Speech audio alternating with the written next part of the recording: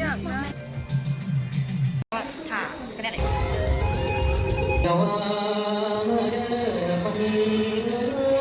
สบายดีทุกคนกลับมาพบกันอีกแล้ว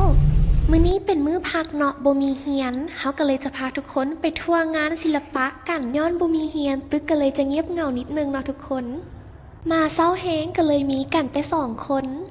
โอเคครูบานำ1 คนว้าวบ่ทันคาดคำหมู่คนที่2ก็มาเลยเห็นไผ่นะเห็นไผ่อุ๊ยเป็นไผ่นี่นะชายนาช่องชายนายา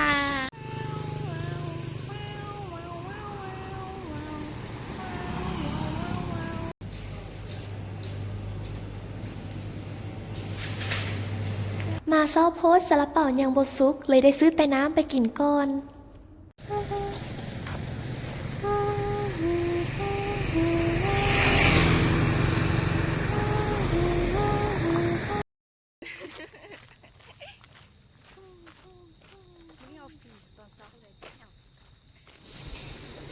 น้ำมาส่งแล้วจ้ามีไผ่เคยเป็นบ่ผมฟูอยู่ตลอดเวลาว่าจะมัดรวบหลายสำใดมันก็ยังออกมาคือเก่าไผ่มีเคล็ดลับดีๆช่วยบ่ให้ผมฟูมาบอกกันในเด้ออยู่คอมเมนต์นี้เดี๋ยวสิไปอ่าน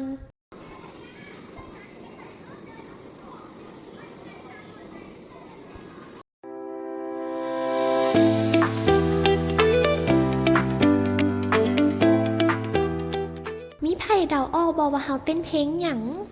เต้นม้วนไปสั้นละสกิลการเต้นเท่ากับ0บอกเลยไปรอกันต่อที่ห้านกิฟสอบเจ้าดังอยู่หลังศูนย์อาหารมอซอไผ่ที่มาของหน้าฮักฮานนี้บุควรพลาดซื้อให้ตัวเองเนาะเป็นสีเหลืองมันอันใหญ่อยู่นะชุบมันออกทำมาก่อนเลยอันนี้ก็น่าทำเลยอุ้ยคุณอยากได้เลยอันนี้ที่เป็นน้ำเลือด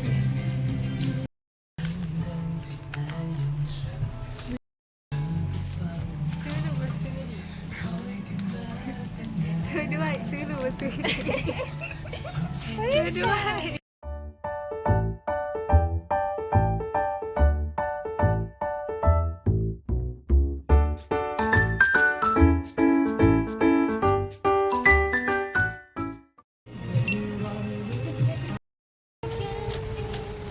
กำลังจะไปเบิ่ง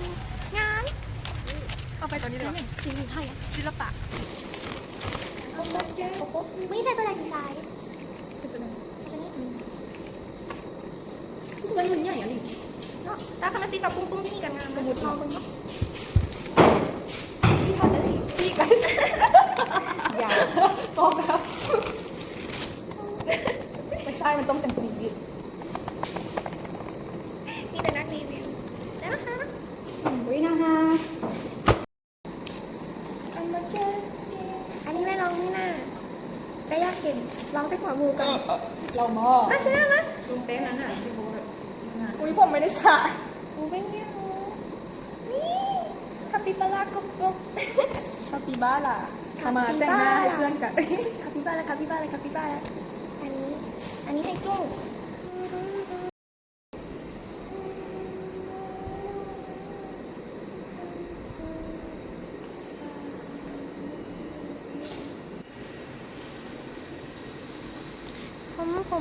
ผมมาลองแปรงเพราะว่าทากันแดดแล้วเวลานงต้องนงกันแดดก่อนแล้วค่อยนงแป้งนะทุกคนบิวตี้บล็อกเกอร์คนหนึ่งว่าเหมือนผู้ดีไม่คุณต้องลงคุชชั่นด้วยหรือว่าหอมคือทัพเปิลลิควิ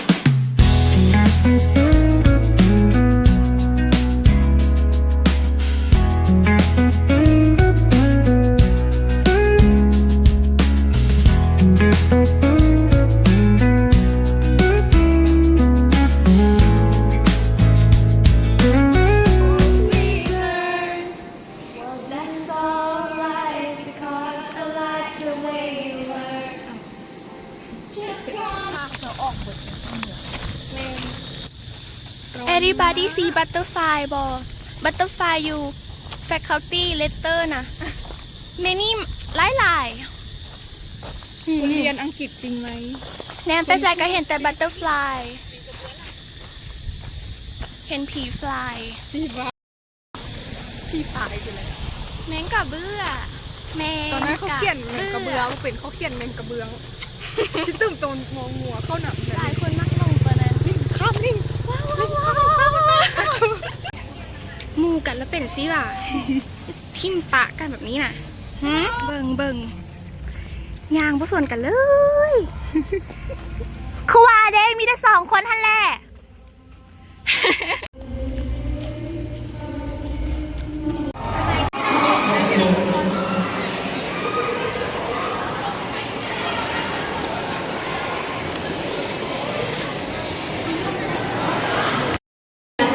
เสนอให้กับประธานนั้นได้ทำสูงไป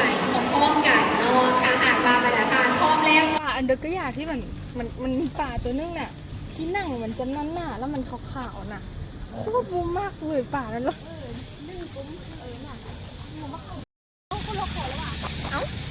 เป็นรถดีๆเป็นรถดีๆ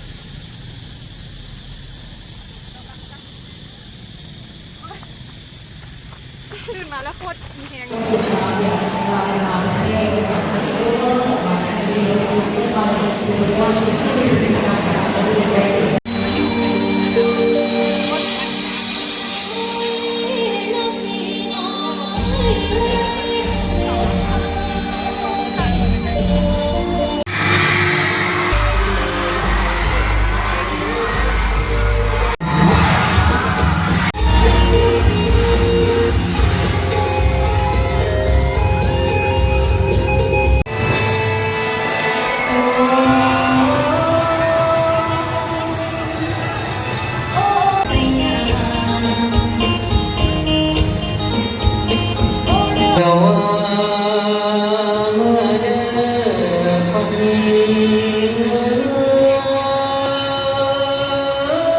สารกันมา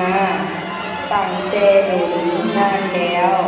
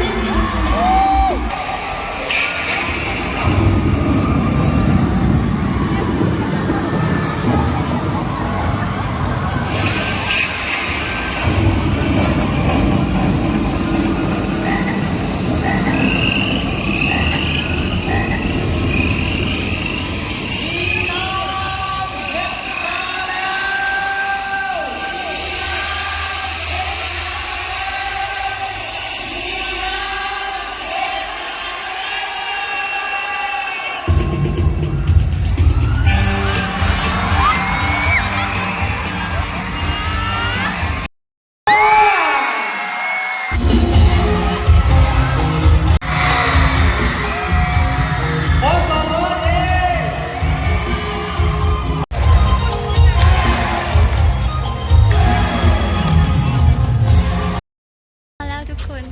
สภาพเกือบตาย อากาศทางไหนเอาฮ้อนนิดนึง มันนิดนะ มาซื้ออากาศทางนอก เกือบตายเงือไปเกาะพ่นอยู่ไรสด แน่ทุกคนทั้งไทยย่าไปเบิ่งอยู่ไลฟ์สดเพจมอซอด้วยทุกคน การไอ้เนี่ยเกาะค่าไม่อยากเกาะกระดานข่าวโมโซ เน่นพากันไปติดตามอยู่นั่นนะ